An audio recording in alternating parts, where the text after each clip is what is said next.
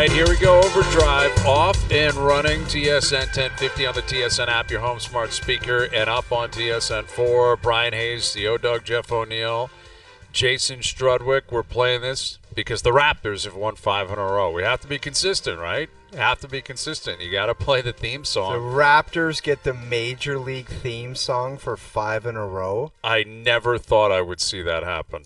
Never at any point this year. That would have been a 0% mini Jerry in September. But here we are. But I look at it and I'm like, why are they winning? And that's always a difficult thing because you want them to grow. You want Scotty Barnes to become the man, which he basically already is on the team. But it's like you've gone that far into it. We described the Leafs 2 or 3 years ago. And Struddy, you've been out in Edmonton for a bunch of tanks to get the first overall player.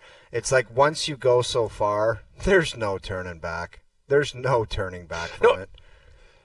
Well, the hard part is that they're just starting to get everybody back, aren't they? They're just starting to get healthy again. So now they're getting a bit of rhythm because it's hard. You don't have everybody playing, and you know it's a cliche, but you can't tell the players not to try. But I'm with you. Like I look back at my New York Giants, they should have lost the rest of their games. If someone's having a good half, you pull that guy. Sit him down. Sorry, Drew Luck, you're not allowed, or Locke, you're not allowed to play. You're playing too well. We want a loser in there. We want someone who's going to lose this game for us because you're trying to get to the bottom of the barrel. How dare you try to win? And that, by the way, Struddy, kind of has to be the attitude. How do you like watching your guy Saquon right now? Doesn't it make you sick to your stomach? It doesn't all. This is different. This wasn't a situation where it was a bad breakup where a girl dumped somebody. I mean, I'm not going to say dump me, but dump somebody else, and then they're moving on. So this is a situation where he deserved better. And if you love something, you'll set it free. And we set Saquon free. And now I hope he wins. I hope he wins every trophy he can that goes to Disneyland after. Because I love this man. He is such a good person, such a good player, and he's showing it now finally with a team that's competent. Imagine if the Giants were just average, what we could have accomplished with him in the backfield. Wow. What a profound view of life. I've never heard that from anyone. Can you believe that? Too deep. Can you believe that? Well, the sports fans' comment is usually like, light that building on fire, throw that guy in the trash can, throw the GM in the Hudson. I've never heard that positivity, Struddy, especially on this program. But he deserves better. He deserves better than that. Oh, no kidding. And so you have to, he came in, so this player comes into, it doesn't matter, any sport, any player, comes in an organization, works his ass off, comes back from injury, does everything you ask him to, then he asks for a little bit extra money, you say not, okay. So he says, no, I'll take my talents elsewhere. He drives 3 hours down the road to Philadelphia for a little bit more cash, and he would have stayed in New York. And he just delivers like he said he would. So, I mean, what more can the player do? I don't know how fans could be mad at him. That's not, yeah. Well, it's not on the player at all. It's not about being mad at Saquon Barkley. It's about hating your Giants, despising them, and also at the same time wishing failure on anyone that leaves and has that much success. I know that's a warped, horrible mentality, but that's the mentality I think the majority of sports fans would have. I don't want to see you go win somewhere else. You have to be miserable here with us. We're miserable. We're awful. We're a joke. We stink. We dragged you into it when we drafted you. You're not allowed to leave. Sure. You're not allowed to go and have success somewhere else, especially within the division. Your first year, this isn't a tandem back situation where he's getting a few touches here or there. This guy could be the MVP this year. Barkley's been incredible, and I think we're all waiting to see what he's going to bring come Super Bowl Sunday, and it's going to be fun. It's going to be fun, and we're inching closer to it. By this time next week, Al's brother and I, we're going to have everything figured out in terms of what we're playing, what we're not playing, right, Doogie's going to have everything sorted out in terms of the props and whether or not the coin toss is going to be a part of it or not, or Gatorade coloring, all that good stuff. We'll figure that out. But, the Raptors are going one way, and the Leafs are going the other way. We were playing that song for the Leafs, 3 weeks ago? Right? The Leafs were on a heater 3 weeks ago. We come in here with the Major League theme song. Leafs are running away with the division. They're just going to breeze through this season. Everything's looking great. And now Florida has leapfrogged them, so they're no longer in first place. They can't score. They look incredibly flat, and they're going to Edmonton on Saturday night. And it's certainly not going to get any easier. So what a turn of events, I guess is the best way to put it here. Like the old William Nylander comment, what the hell's everybody talking about and what's everybody worrying about? I think we're beyond that, and this is their time of the season. Regardless of how good you are in the NHL, you're going to have that stretch of the season, and they're having theirs right now. And it started, and it got a little bit better, but they're still they're in it. And if Edmonton can't snap you out of it, and Struddy, you talked about the Raps getting they're going to get some bodies back hopefully on Saturday night in Edmonton, and if that can't wake you up and kind of have a performance to dig yourself out of it, then the trouble keeps coming, because it's like everything shrinks and the stress just amps up. Like the Ottawa Senators are 6 points behind the Leafs. Yeah, exactly. And they're the Ottawa Senators, dude. That's right. Ottawa's behind you. Florida's ahead of you. And listen, if you look at their record, it's I believe the exact same as the record they had this time last year. Same amount of games. And really, for the most part, outside of that weird COVID all-Canadian bubble, and the 1 year with Babcock, I believe it was, where they finished with 112 points or whatever. For the most part, they've had the same record year in, year out. This is no different in terms of the way that they operate. There's ups and downs. They win some games they shouldn't. They lose some games they should. Yeah, and let me just state this, Hayes. I'm not fearful that that's not going to come, not be this year. I firmly believe they're going to get 100-plus points, and they're going to make the playoffs comfortably. That's not what I'm bringing up. I'm not saying they're going to miss the playoffs. Right. What I'm saying is what is different and more frustrating this year is there isn't a pace car that is too far gone within the division, which should be a glass half full, that even with them losing 6 of 9, they can't score. They're losing all these games in regulation. They're a point behind Florida, and I think Florida's played one more game than them. What made you kind of get away from even looking at the standings in the past was last year Florida took off, the year before Boston took off, the year before that Tampa. So you weren't even really concerning yourself with any benefit from wins and losses. You were just thinking, be healthy, play at your best, and get to the playoffs. What is frustrating about this, in particular over the last 3 weeks, is they're very flat, and they're not taking advantage of what could have been a pretty easy situation for them to just be the pace car in the division. Just win some. They've lost to Columbus. That Minnesota team, to their credit, they showed up and played, and Gustafsson was pretty good. I thought the Leafs were incredibly flat in the first period. I thought they got better as the game goes on. Columbus, you get smoked by Columbus at home. That's embarrassing. It's about perspective. It's about chasing the 1 seed, which is supposed to be important because it's something they haven't done. Avoid Florida, avoid Tampa. And now they put themselves in a position now where they got to dig themselves out of it and grind again to try to take advantage of that. Okay, hold on. I can't believe something to say. Yeah. Okay, I got to jump here because this is getting crazy. Okay, listen, get your ghetto blasters close to the speakers. Old Uncle Struddy, I can't believe this is the first time this can ever happen. I'm going to defend the Maple Leafs. They're missing 2 pretty important forwards. They're unable to score, guys. I can't believe I'm listening to this level of depression about a 3-game losing streak where they can't score. They're missing Nyes and Tavares. Those 2 guys are you big didn't parts of listen. their It's offense. 6 of 9. They've lost 6 of 9. I know, but there's ups and downs. 6 of 9 in regulation. But go ahead. I know, but guys, go ahead. there's ups and downs in every season. Yes, of course. They're missing 2 important players. And you're talking like it's over. No. They're right at the top of the high heap. How am I the one defending this team from this far away? This isn't my job. It feels weird today. You know what? I think, Struddy, you were there and Hayes was over here and I was leaning towards you. Hayes the one that kind of went on a tirade there. A little bit negative. Little bit of one. I'm just calling it what it. I'm calling it as I see it. This isn't about an 18-wheeler going off a cliff. It's about them taking advantage of an opportunity here. That's my point. Again, if Florida, but Minnesota's a good team. If Florida. Yeah, Minnesota, they're okay. They've been 500 for the last, 2 months, Strud? And they're easily their best player didn't have his gear on last night. Yeah, for sure. Yeah, but they're a good exactly. team. They're well coached, organized. The upcoming they have Edmonton, Vancouver has won 3 in a row. So this isn't the easy stretch, right? These are some pretty good teams that they have to play against. Yeah, I mean Columbus and they're shorthanded Ottawa, too. They lost. Yeah, I hear you, Strud. I understand that they're shorthanded, and that certainly factors into the lack of offense, and it needs to be considered. But Matthews played last night. Marner played last night. Nylander, Morgan Rielly's been a vet and been around for a long time. He struggled again. It's not. The sky is falling. That's not what I'm suggesting, that it's an 18-wheeler. What I'm saying is that every other team within the division, we've talked about the big 4 in this division for years, Boston, Florida, Tampa, the Leafs. The other 3 have had seasons where they realized, okay, the other teams are kind of sputtering a little bit. We're not going to allow that to happen. We're going to run away with this division, allow ourselves to breathe down the stretch, and the Leafs were in the driver's seat to do that 3 weeks ago. Florida's ahead of them just because Florida's just plugging along. Like, they're not having some great season. Boston's struggling. Tampa's struggling. That's the frustration, I think, for a lot of Leaf fans right now. And, yes, you can have ups and downs, and they're in one right now. That doesn't mean they're never going to score. It doesn't mean that it has any bearing on what's going to happen come playoff time in terms of how I think they're actually going to perform. What I'm saying is they've been atop the division basically it's a great opportunity to run away with it. And if you lose 6 of 9 in regulation, you've probably punted on that opportunity. Doesn't mean they won't win the division. I'm not sitting here saying, I'm curious what FanDuel would have the odds as, who wins the division and who doesn't.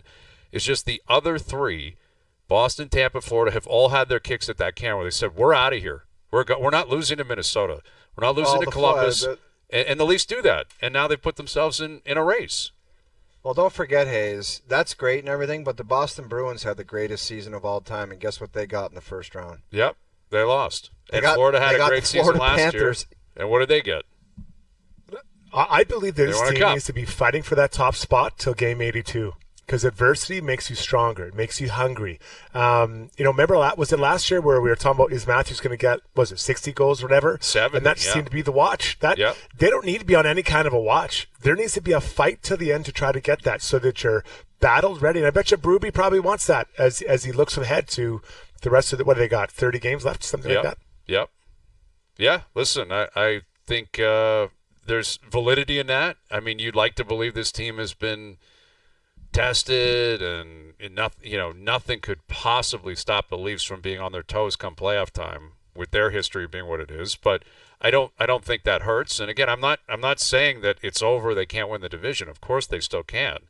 But their goal scoring issues have been highlighted in large part because Tavares has been out and Nyes has been out.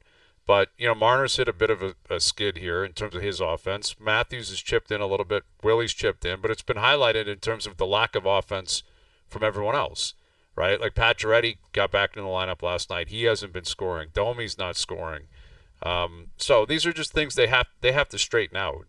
And yeah, you can talk about the big dogs, and they're so important, and they usually carry the mail, Brian. But they've got a bunch of guys. Like, it's almost like you talk about blending into a game. They're almost like the same player out there that gets in, gets the puck, and their depth scoring is like. I don't know. Isn't it not? Yeah, it's non-existent. It's almost like they're all the same guy out there. They get in, they get on the puck, and it's like, okay, you hit or whatever, you get the puck behind the net, but nothing is going on offensively.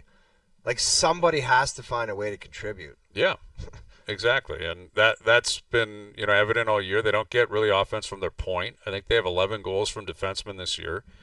And Morgan Rielly's in one again. He's getting the Struddy treatment here in Toronto. Strud, where it's, what are you doing here? What are you doing there? You get pushed off a puck to start the game last night. Oof. Can't have that, man. Like, you know that. As a veteran in the league, you can't get pushed off a puck behind your own goal line. That's a tough one. I mean, those are battle areas where he has complete control of the puck, and he just gets pushed off, and a second later it's in the back of your net, and that he knows better than that, right? He knows, and those are little things that you can clean up. If you're not maybe feeling the offense, or there's different part of the games aren't going, that you can control your battle effort or your effort in the battle zones. And to me, the battle zones are anywhere along the wall in your own zone and in front of the net, and control those areas. Yeah, and that's been an issue for him. And he's in one now, and Berube's getting asked about his play, and I appreciate Berube being honest, saying he can play better. We need him to play better, but you're going to stick with the play right guy. Here. That's just not good enough in that league. I mean, that puck is sitting there. You got to go in there with some intensity, and I don't care if it's a half slapper off the glass. That can't be the result. Yeah. And I don't know what you do, because everybody loves Morgan Rielly. He's a pro. He's old school, but it's got to be better than that. So Craig Berube, whoever runs the defense, has got to figure out how to make him play better. And I personally don't know what that is. I'm not a coach. But they keep switching up the D pairings. Like, we talked about Tanev and McKay being this great shot. Then now all of a sudden it's like this guy's got to go up there with Rielly. That guy's playing with Rielly. Figure out something. Put Tanev and McKay back together and let them go out there and be a shutdown pairing. Right. And that's coming come playoff time. Like, those two are going to play together. It is. I'd be shocked if that doesn't But there happen. comes to a certain point where you got to look at the player and say, we're tired of trying to match up and get somebody to play with you to get you going. So I don't know what the answer is. There's only a couple different options. We're going to play you a ton more, or we're going to play you a lot less. So what you pick. There's only two options. Well, that's it. I mean, it's kind of staggering. Plus minus is what it is, obviously, but like he's a minus 18, I believe, on the year. Like, that is kind of staggering when, like, McCabe's a plus, Tanev's a plus. Significant pluses, those other guys. Yeah, exactly. And I get it. Plus minus is deceptive, and sometimes you got to chew on one, and you weren't even on the ice or whatever. That type of a gap, Struddy, like that one, that's a tough one on the whiteboard when you walk in the it's room. hard. And he wears it. You know, I'm sure that he feels it because you do take pride. And at the end of the night, you know, not so much power play and penalty kill, but 5-on-5, you want to be on for more goals than you aren't as a D-man. And I know that seems really obvious, but I think at the core of every guy who plays D, we want that. We want to be on there. We want to hold our own and be known that we can shut down anybody, and then you're going to help your team contribute to offense. So that's hard, but I honestly think just breaking his game down to smaller, more manageable pieces rather than trying to do everything at once, just try to do a couple things really well, and then this is what I build off of. This is my foundation, and I build up from there. Yeah, and that's the silver lining is you're dealing with a guy who is a really good hockey player. You know, this isn't a kid they've called up that has to play and it's a struggle. This is a guy who's been in the league for a long, long time. He's very capable. He does show up come playoff time. He's in one. Like, Morgan Rielly's been in one all year, and he's got to get out of it because, you know, the way this team is built and the way every team is built in terms of playoff success, you're relying on, you know, 6 or 7 forwards, 3 or 4 defensemen, and a starting goalie. You know, like that's going to be the core of whatever success you're going to have. You know, and obviously depth players are going to have to chip in, and they're going to have to show up and do what they've got to do. But for the most part, in a 32-team league with a salary cap, that's it. Like, that's your team. That's the skeleton of success, and he's a part of that. So I'm excited for them to get out west, though. Like, again, at home recently, they just haven't been playing well. At least they've lost a lot of games at home. And now they hit the road, and Edmonton's in action tonight. John Klingberg is making his return or his debut for the Oilers tonight. Strud, what's the vibe like? Are people parading in the street? Like, how many jerseys are being sold? The old Klingberg, is he wearing number 4? Yeah. What's he wearing tonight? I think he wanted to wear 43, but that one they're talking about put it up in the rafters. So, you know, actually, Hang on it's a funny. sec. Would you be offended if he wheeled out there in a 43? Well, I think Like, you got it. Would you You be always ask offended, the though? greats. You ask the greats, Dog. Hey, like, hey, He has what do you to ask think? you. Okay, let me Permission, rephrase it. please. If John Klingberg sent you a text and said, Struddy, it's Klinger. Do you mind if I wear a 43 out there, a 43 piece of Nuggets, and that's my jersey number in Edmonton? What do you text back? Well, I would say go ahead. I'd be honored if you'd wear it, but just try to keep up with the pace that number would played with for many years. But guys, I'm not going to lie. I'm having a bit of a hard day. I was snubbed from the Oilers quarter century team today, and that caught me off guard. I was expecting this to be more of a parade type announcement here on OverDrive. But, you know, Klingberg, listen, I went to watch them skate one day. It was when McDavid was suspended. I saw he and McDavid skate, and he was going against some one-on-ones, and he's moving well, right? He's moving well, but practice isn't games. And he's spoken that he's felt better than he's felt in many, many years, the way he's moving, and he does look like he's moving well. But this is a huge opportunity for him to come in here, and there's a spot there. Beside Darnell Nurse, there's a spot. They need a puck-moving defenseman that can hold his own defensively. And I think that's when Klingberg's at his best, or was at his best. That's what he is. Now, is he that today? I don't know, but he's got a small audition window to figure that out, because if he's not, I believe the Oilers will go out and find that guy through a trade before the trade deadline. So I'm not sure we have to the trade deadline, guys. Is it 10 games or whatever it is? Yeah, give or take with the tournament, right? Shutting everything down. So that's it. You got 10 games. And if it doesn't work, you're still on the team, but you're now number 7 defenseman because he's not pushing out Bouchard or Emerson. Yeah. Well, you mentioned the quarter century teams that are being revealed like daily. They're kind of going through the league, and I always find it interesting. Like, I'm curious how the city would react. Like, the Oilers' first team, I don't think anyone's surprised. Obviously, Draisaitl and McDavid are on there. Nugent Hopkins was the third forward. The defense are Evan Bouchard and Darnell Nurse. Like, is that? Would you agree with that, Strud? Like, Bouchard's only been there a few years, but Ekholm's on the second team.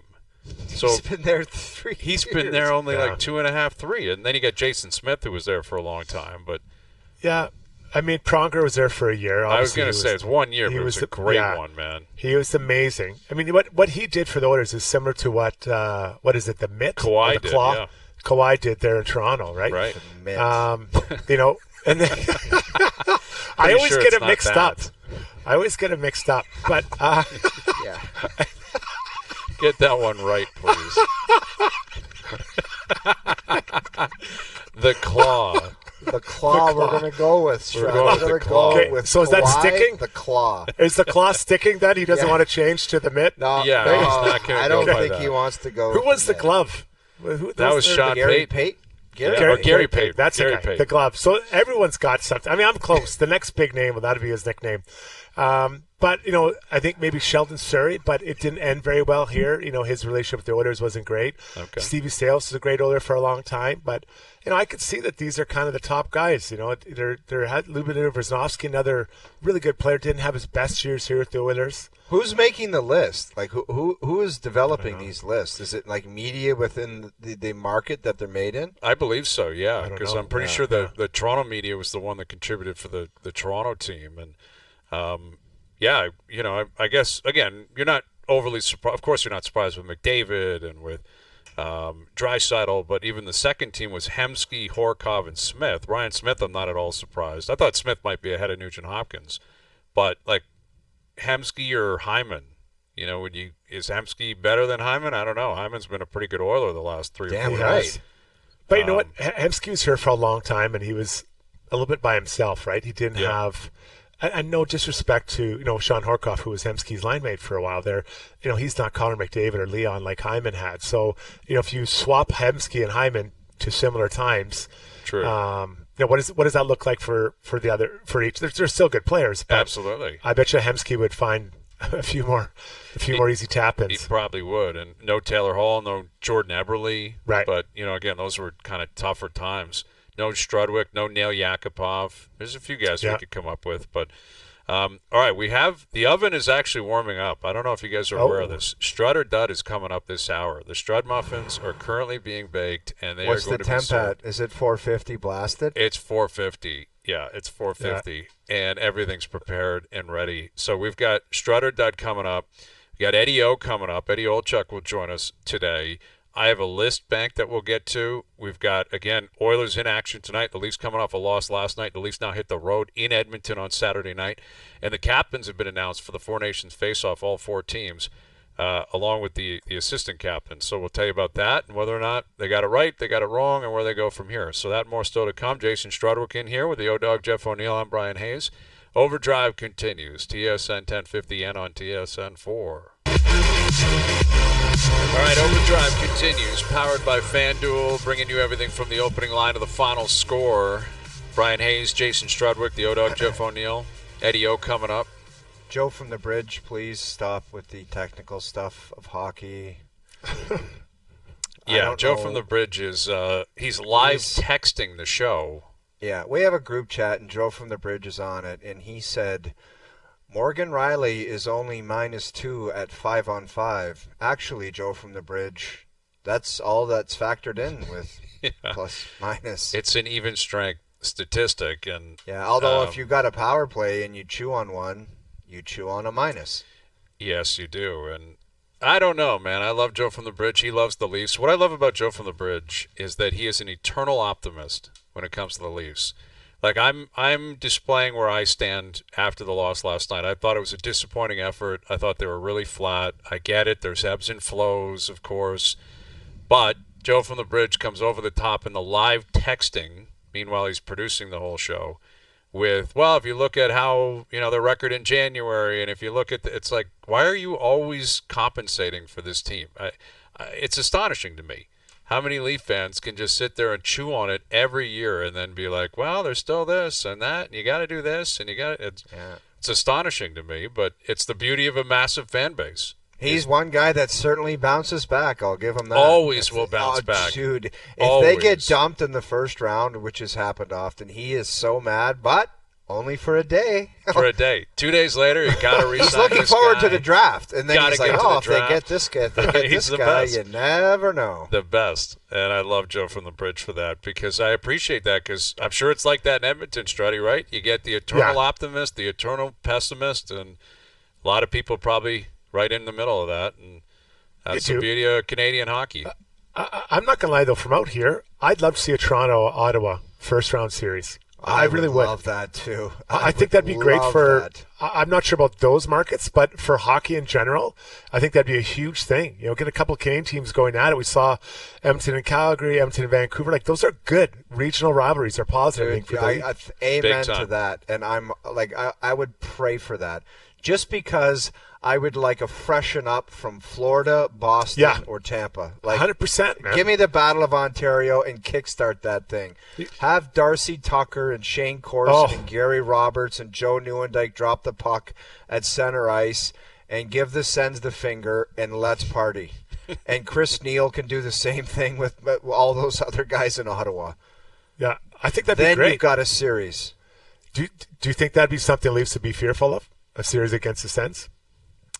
I think It shouldn't be. Yeah, I think the fans would be fearful of anything, Struddy. Honestly, like that's the truth in the playoffs. You could say they're playing Chicago in a best of 7 and be, man, I don't know. That Mrazek might get them. Like that's the truth of it's a very scarred mentality. Should the team be scared? No, but Ottawa has owned them in the regular season. Like Ottawa's won. There's scar tissue, Struddy. There was a situation where if we were doing this show before the bubble series and we said, do you think the Leafs should fear Columbus? We would have said no. Right. But guess what happened? Do you think they should fear Montreal being up 3-1? No. But guess what happened? There's scar tissue, man. Yeah, there is. And I want to believe that Craig Berube is preparing these guys to play their game, to just go and they'll minimize the impact of their team's game against them. I want to believe that. I truly do, because I think that's what's missing from them in recent playoff series. Yeah, well, and that's what he's advocating, right, is a certain style of play that is more conducive to playoff winning. And I think we've seen it at different times this year. Ultimately, you still need to score goals, and that's been something that has plagued them in big games in the past. They have not really been explosive offensively. But there's a reason you play 82 games. They still got to chug away at that. But, you bring up a good point, Strud. If the playoffs were to start tonight, it would be Toronto at home against Ottawa. The Battle of Ontario starting tonight. And we're not far off. It would also be Winnipeg, Vancouver, right? Yeah. And Edmonton, I guess, would play Colorado tonight. But, there's a chance you get Winnipeg or Edmonton playing one of Vancouver or Calgary in the first round. And that would be great. Yeah. If you had 2 all-Canadian matchups, also, if you're just being objective in this, you're guaranteed 2 teams into the second round. Right? Without knowing who's actually going to win, you're guaranteed 2 teams into the second round, which is always a benefit as well. But listen, yeah, I'd love to see that happen. I've said it for a while. I think there's as much or more talent there's ever been in the Canadian teams as there is right now. They're very talented. Go through them. I'm not sure what's going to happen in Vancouver. They might lose some, but who's the softest team? Is it Montreal and Calgary? But they've got some decent talent too. But there are some really good teams in Canada, and I think we might have some massive battles between Canadian teams, which would be great. Which would be a great thing. It'd be a great thing to see that happen. It definitely would. And I have a list of the 5 best players on Canadian teams so far this season. Okay, I have put together a list of the 5 players who I think have had the best season so far. Doesn't mean I think they're the most talented or the overall most impactful. This kind of gets into our conversation we had yesterday. Do you want me to fire up this list before we get the Strud Muffins going? Go ahead. Because we're on to the topic of talent in the country. Is it just skaters or goalies too? No, goalies are included as well. All right. Goalies are included as well. Let's okay, rock. At number 5, I have Kyle Connor of the Winnipeg Jets. All right, this is Hayesy B's list on a Thursday. Kyle Connor at 5. This guy has been so good. He's chasing the Art Ross. He's chasing the Rocket. That line with him and Scheifele, they've been probably the best line in the league this year. Real close to it.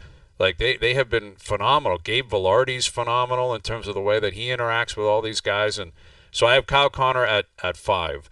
I have Connor McDavid at 4. Okay, this is based on the way they've played this season.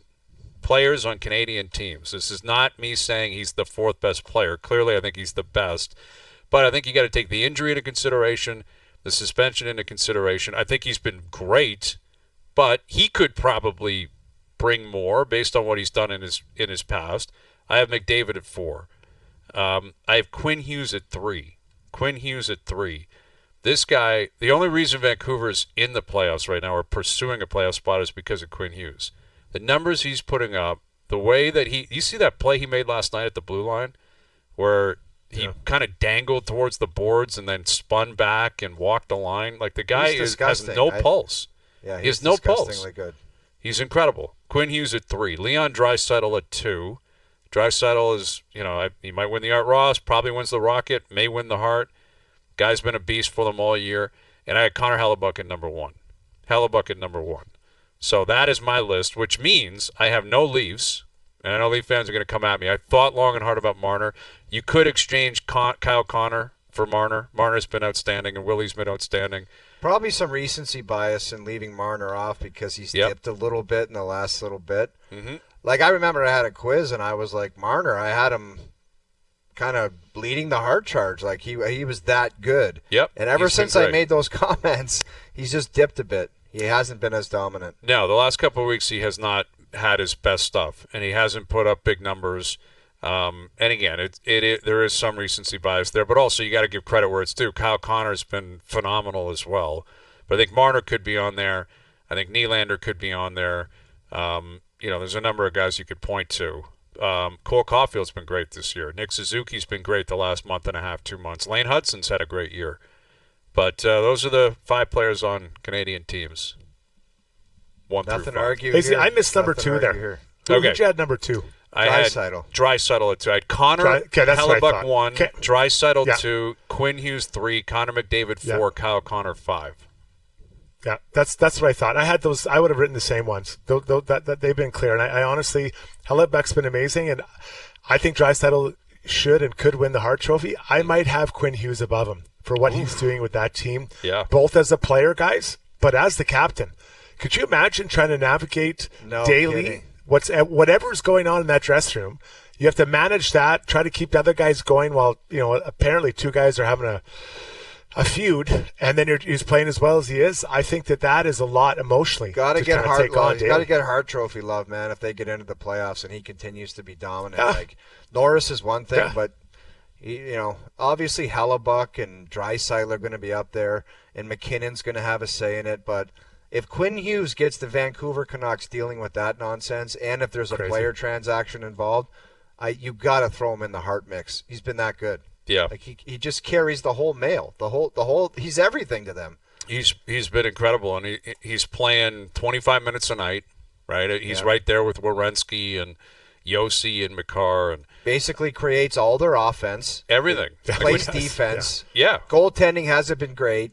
And they are where they are. Like, if they continue to get in, if they go this way, upwards, and into the playoffs, that guy would get my vote, man. I have a different. I seem to have a different player every day, but you look at that body of work, and I don't know if people would factor in Struddy the distraction element to it, but man, it's a big part of it. Yeah, they should. You've got to, especially when you're the captain. It's one thing when you're just but you're a player in the NHL, and there's stuff going on in the room, but you don't really have to deal with it. Maybe you're a younger player, maybe you're more of a bit player on the team. But when you're the leader or a captain of a team, you have to get involved in those situations and try to help to smooth it out. Then you think about it, you take it home. How come O-Dog and Struddy aren't getting along? What do I have to do to figure this out? Like it's a lot, and this is dragging out. I don't know if you saw Miller's comments yesterday about doesn't want to talk about it. And, a month previous, he said, well, there's nothing going on. So if there's nothing going now, you don't want to talk about it? Like, I get it. He's probably frustrated. Everyone's frustrated. But that's got to be a tough work environment, guys. Just big brutal. time. Well, now they've won 3 in a row. Ever since Which is Jim incredible. Rutherford said what he said to the Globe and Mail out there. Now they've won 3 in a row. And watch them go on some sort of heater all of a sudden. And now you're trying to figure out exactly what to do in the future. But What's interesting, again, about this list, and it's subjective, it's mine, but Hellebuyck, Draisaitl, Hughes, McDavid, Connor, all in the West. All in the Western Conference. And, there's been other guys that you can include. Clearly, Marner, like we said, Nylander's been outstanding. Stützle had a hot start, slowed down a bit. Cole Caulfield's going to score probably 45 this year. And then you look at Calgary, and they may make the playoffs, and no one's talking about them. And Uyghur's been good, and Anderson's been good, and Dustin Wolf's been great. There's a lot of really, really good players, man, playing in this country right now. Like, it is a real boom. And it's a question to see how many teams are going to make the playoffs. That's what the debate is right now. But I think we're all pretty certain there's going to be at least 3, probably 4, maybe 5, maybe more. All right, the oven is cooking. It's go time. We'll come back with some Strud or Dud leading into Eddie Olchuk just after 5 o'clock. And we're doing Dear Hayesy B on a Thursday, a very rare Thursday Dear Hayesy B today. This is unheard of because Struddy's in here, and we want Strud to be a part of this. So Dear Hayesy B coming up at 6:30. OverDrive continues, TSN 1050 and on the TSN app. All right, the Strud muffins are ready to rock. They are ready to go, and they've been baking for quite some time now. They've been sitting out. What did you have to put on your hand to pull them out of the oven? A little oven mitt. Is that what you're asking me? An oven claw? An oven claw? Yeah. Yeah, an oven mitt. Kawhi Leonard, the mitt. Kawhi, the mitt Leonard. I love that. All right, here we go. We know the way this works. Strud or Dud, very simple stuff, right? Strud muffins are being fired out. We saw the announcement today. Sidney Crosby announced as the captain for the Four Nations face-off. Strud or Dud, Sidney Crosby should also be the captain for the 2026 Olympic Games. I am a Strud on that one. Although I think you got to sit down with him and ask him, what do you think the right play here is? It's yours to keep. It's also yours to mentor Connor McDavid and just ride along shotgun and kind of help him along the way. So I think it's a Strud that you give him the captaincy, but I also do think there's a meeting involved because that's his last kick at the can. Strud, I think out of respect, this guy's done so much for hockey and for Hockey Canada. He can lead in so many different ways. You know that he's not going unless he feels he can impact the tournament, and he knows how to win. He knows that feels. And I'd be blown away if Connor and Nathan McKinnon are sitting there thinking, man, I should be the captain of this team for the Olympics. I truly feel that they would feel Connor's the guy because their time will come. Yeah, and listen, Sid's still playing great, man. He scored an OT winner last night. Right. The guy, he's still got fire. The elephant in the room that could come with him not having the captaincy, and then it's awkward. It's like, well, is he an assistant, and does he speak on behalf of the team? It's just unnecessary, and the guy's done it all, and he's won everything, and they all look up to him. Like, learn from 98 when it was awkward and Gretzky was there and he wasn't the captain, and apply it here. And I think the Four Nations is basically a precursor for the Olympic Games. It's a tune-up. You want to see how everything plays out. It was announced that McDavid and Cale Makar are the associate captains today, which I found somewhat interesting. I'm not surprised McDavid is, but not McKinnon. It's Makar instead of McKinnon wearing an A. But, hey, listen, McKinnon's done it all. Maybe they want someone on the point. Again, he's going to be a big part of this program for a long, long time. All right, Strud or Dud, the Maple Leaf scoring issues should be a major concern for Craig Berube. I'm going to go Dud on this one. I think to get some healthy bodies back, I think a road trip is perfectly timed right now. Go out there a couple days early, get to the Malibu Club out there in Edmonton and do some damage, and you'll be right back on track. Perfect timing for a road trip. Get healthy bodies back. And I don't know when Stolarz is coming back, but he'll be a nice shot in the arm.